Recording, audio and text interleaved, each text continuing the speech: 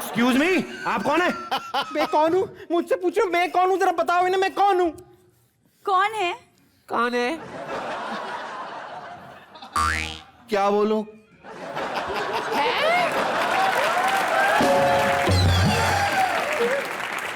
मुझसे क्या पूछ रहा है? जो है वो बता दे। ये मेरी बीवी है। क्या? बेबी, तुमने मुझे बिना बताए दूसरी शादी कब की? 1 मिनट, ओ खंबे जैसी खड़ी है। दूसरी शादी तूने की है, पहली शादी मैंने की है। मैं इसकी पहली बीवी हूँ। ये देखो मंगलसूत्र है। बिट्टू, तेरा दोस्त तो बहुत बड़ा उल्टा निकला। ओए, एक तो मनी प्लांट लेकर घूम रहा था, अब गमला भी साथ में ले आया। बुआ आप गलत मत समझो, मैं आपको सच सच बताता हूँ क्या बात है। सुनो मेरी तू बात। क्या सच बताएगा बे? जो अपनी बीवी से झूठ बोलता है, तू क्या झूठे मकार अपनी बीवी से झूठ बोलता है? कीड़ा पड़ेगा तुझे। मकार आदमी कहेगा। अबे जो अपनी बीवी का नहीं हुआ वो हमारा क्या होगा? अबे तेरे जैसे आदमियों की वजह से कहावतें बनी है, जिसकी लाठी उसी की भैंस। ये कहावत कहाँ से फिट होती है? ये कहावत इस मौके पे कहाँ से फिट होती है? क्यों? लाठी भी तेरी, भैंस भी तेरी आ गई। एक मिनट, मेरी बात सुनो। आप लोग ऐसा मत समझो, मेरी भी बात सुनो पूरी। क्या भाभी है? आप इसकी मत सुनना। आप जो करना चाहती करिए, आप मारिए, ले जाइए घर, हमें नहीं चाहिए। भाई साहब आप कितने अच्छे, काश आप मेरे पति होते। अरे चल बे। एक मिनट, कोई मेरी बात सुनेगा यहाँ पे? मैं इसको जानता तक नहीं हूँ। इसने मुझे इशारा किया कि मान ले तेरी बीवी है, मुझे अच्छी लगी, मैं मान गया। बस। क्या तूने इसे इशारा किया? हाँ मैंने किया था इशारा। और कोई भी आदमी अपनी माँ की पेट से इशारा करने के लिए पैदा नहीं होता। उसको इशारा करवाते हैं क्या? इसका भाई वो टिंगू। मारो।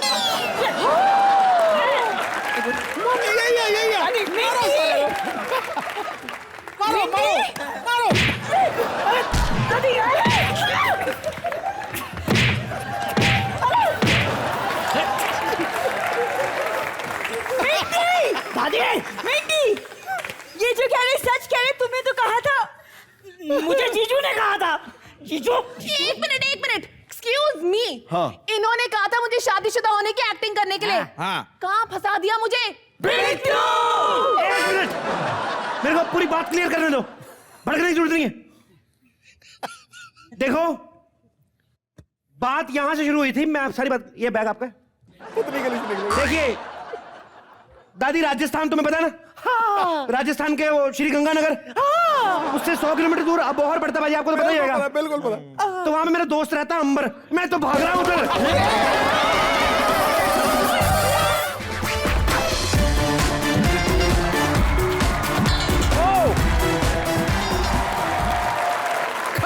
सिद्धू भाई, आपको पता है हम लोग अपने घर में कितनी मस्ती करते हैं, तो आज मैंने सोचा कि क्यों ना इस मस्ती को थोड़ा और बढ़ाया जाए। अरे मस्ती सस्ती नहीं। और मैंने मस्ती करने के लिए 3 ऐसे बदमाश कलाकार बुलाए हैं जो आप सबके चहेते भी हैं। जोरदार तालियों से स्वागत करिए रितेश देशमुख। गुरु जी। कहावत है, जो हंसती है वही फंसती है जी। हर शादीशुदा शख्स के दिल में घरवाली के अलावा एक बाहर वाली भी बसती है। अच्छा, वाह सरकार वाह। आ गए हैं हमारी महफिल में ये 3 यार। होने वाली यहाँ अब ग्रैंड मस्ती है।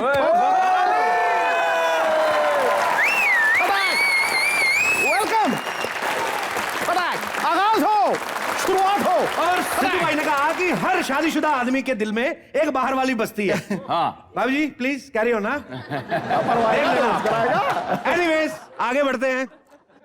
रितेश, आफ्ताब, विवेक, आपका बहुत बहुत स्वागत है कॉमेडी नाइट्स में। इस टाइम ये हिंदुस्तान का सबसे बड़ा पारिवारिक शो है, तो आपकी फिल्म भी कुछ ऐसी पारिवारिक है? एक्चुअली ये एक ऐसी फैमिली फिल्म है जिसे आप पूरे परिवार के साथ देख सकते हो, लेकिन अगर अकेले अकेले जाकर देखो तो अच्छा। नहीं सिद्धू पाजी, मतलब हम सब शादीशुदा हैं। मैं ये कहना चाह रहा था कि जब गृहस्थी में लाइफ फंसती है तब शुरू होती है ग्रैंड मस्ती। तेरी और गृहस्थी में ये सबको पता है कि 6 महीने बाद दूसरे की बीवी ज्यादा अच्छी लगती है।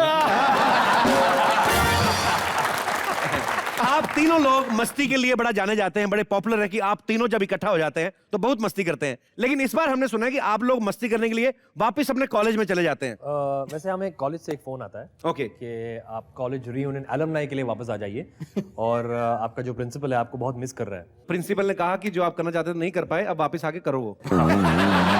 और इसी उम्मीद के साथ बीवियों को घर पे छोड़ के जब तीन लड़के कॉलेज जाते हैं जहां पर सिर्फ यंग खूबसूरत लड़कियां हो, बुजुर्ग और फैमिली ऑडियंसेस हो। एक यार आपने को रिमाइंड करना पड़ता है कि ये फैमिली शो है और फैमिली शो पे इस तरह की बातें नहीं कर सकते। आप इनके जब कॉलेज देखो ना, इनकी कॉलेज की लड़कियां पता नहीं कहां से आती हैं, किसने एडमिशन कराई उनकी, मतलब अलग ही लड़कियां। जिन कॉलेजेस में हम पढ़े हैं 2-4 लड़कियां हैं, सारा कॉलेज उन्हीं के पीछे लगा रहता था। और ये कॉलेज भी बेसिकली ना जो मेट्रो सिटीज के कॉलेज होते हैं थोड़े डिफरेंट होते हैं। लड़का लड़की मिलते हैं ना कभी माँ बाप, तो लड़की खुद इंट्रोड्यूस कराती, पापा meet my friend we in same batch you know. तो बाप भी बोलता है बेटे कभी घर आइए आप, have a cup of T. हमारे वहां पे किसी को मिल जाए ना कॉलेज, ये कौन है लड़का तेरे साथ? पापा मेरे साथ पढ़ता है। पढ़ने जाती कि दोस्त बनाने जाती? पहले तो थप्पड़ अपनी बेटी के मारते हैं, फिर 2 लड़के के मारते हैं। वो तो खैर माहौल ही नहीं होता, लेकिन इनका कॉलेज थोड़ा डिफरेंट है। खैर इससे पहले कि मेरी पागल फैमिली यहाँ पे आए, हम लोग इंटरव्यू शुरू करते हैं। तीनों के लिए जोरदार तालियां। ऐक देवर देवा, मी तुझ्याशी प्रेम करतो रितेश।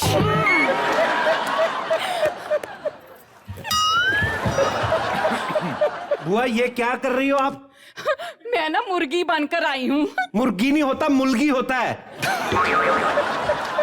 नहीं, अगर रितेश देशमुख जैसे मुर्गे को फंसाना हो तो मुर्गी बनना पड़ता है।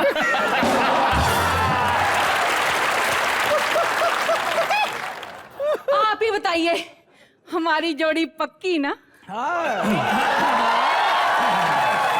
बुआ जी, जोड़ी पक्की का तो पता नहीं, लेकिन आपके सामने ये थोड़ा कच्चा लग रहा है। मैं बिल्कुल आपके सामने कच्चा ही हूँ बुआ जी। बिट्टू, ये दोनों आदमी कौन है? आफ्ताब, आफ्ताब, बुआ जी बुला रही है। नमस्कार बुआ जी। नमस्कार बुआ, मत बोलो। बहुत बुरा बोल दूं? मैंने ना आपको पहचान लिया। कहाँ से? वैसे रितेश जी, मैं ना आपके लिए तैयार होकर आई थी। आप मुझे एक बात बताइए, जनीलिया में ऐसा क्या है जो मुझ में नहीं है? बताइए आप। बुआ हाँ, वो जेनेलिया डिसूजा है और तेरा सब कुछ सूजा है। बिट्टू, तू बीच में ना चपर चपर चपर चपर मत किया कर। श्री अमरीश पुरी जी ने कहा है, सिद्धू जी ध्यान फरमाइए कि उस लड़की से शादी करनी चाहिए जो फल भी दे और छाया भी। सरदार खुश हुआ। सुनिए, मैं ना आपके लिए इतना तैयार होकर आई थी, मुझे क्या पता था यहाँ 2 कैंडिडेट और होंगे। नहीं, कैसे? हम लोग है ही नहीं, सिर्फ रितेश ही हैं। हम लोग तो है ही नहीं, मैं आप लोगों का दिल नहीं तोड़ सकती। आफ्ताब जी, क्या है कि मैंने ना बहुत सालों से अपने स्वयंवर की तैयारी कर रखी है।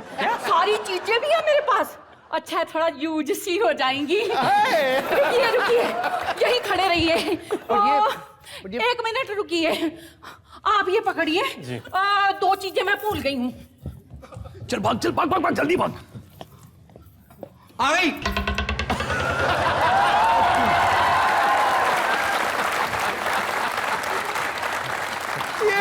ये हमको मारने के लिए तो नहीं है ना? नहीं, मैं आपको समझाती हूँ। आपके नैनो के तीर काफी हैं। ये देखिए, ये है मछली, ठीक है? आपने इस तीर कमान से तीर चलाकर इस मछली की आंख फोड़नी है। जिसने भी पहले निशाना लगा लिया वो स्वयंवर से मुझे जीत कर ले जाएगा। Are you ready guys? पकड़िए, हट पीछे हो। एक काम करो, सीधा तीर भुआ की नाभि में मारो, काम ही खत्म करो। इसकी आप बिल्कुल मत सुनिए। ये देखिए मछली, बस निशाना लगा दीजिए आप। बुआ जी मेरी थोड़ी आंखें खराब है, मुझे मछली की आंख नहीं दिख रही है। मैं सोचता हूँ कि आफ्ताब, मेरी आंखें खराब है, मुझे आफ्ताब अच्छा कोई है। बात नहीं, जी लगाइए निशाना। अब बुआ तो दिख रही है। लगाइए। यार तुझे मछली की आंख दिखाई दे रही, मुझे मछली नहीं दिखाई दे रही। ये तू ले। एक काम करो ना, बुआ को मार दो, ये भी तो वेल मछली है, कौन सा कम है? इसको काट के बनाएंगे।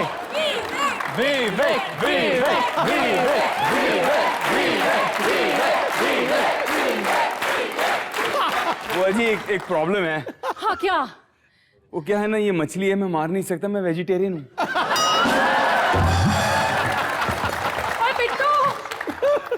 बिट्टू, हाँ जी? सुन इधर आ।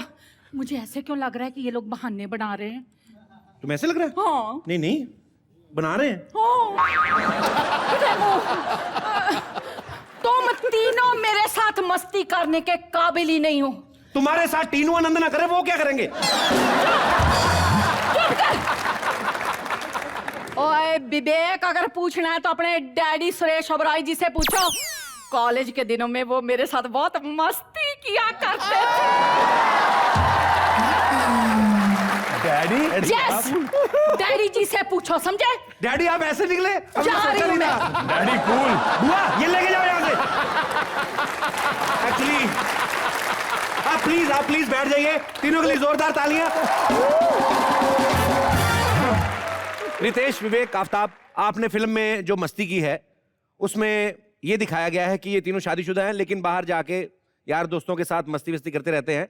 लेकिन आपकी बीवियों को आपसे प्रॉब्लम है कि आप उनको टाइम नहीं देते, या शायद आपको प्रॉब्लम है कि आपका रोमांस खत्म हो गया है शादी के इतने सालों बाद। तो वैसे ही हमारे पास कुछ लेडीज हैं, इनका उल्टा कहना है। इनका ये कहना है कि हम रोमांस करना चाहती हैं लेकिन हमारे हस्बैंड का इंटरेस्ट कम हो गया है। जी मैडम, आप बताइए आपकी क्या प्रॉब्लम है?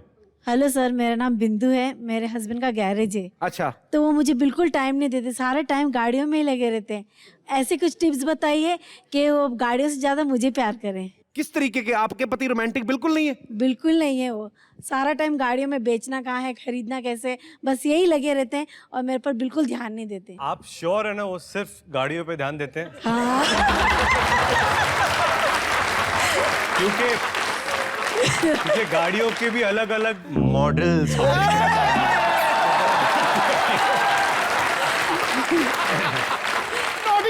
बिंदु जी, मुझे लगता है सबसे पहले तो क्योंकि गाड़ियों की बात आ रही है, कभी कभी बीवियां जो हैं वो भी अपने हस्बैंड को लिफ्ट देना भूल जाती हैं।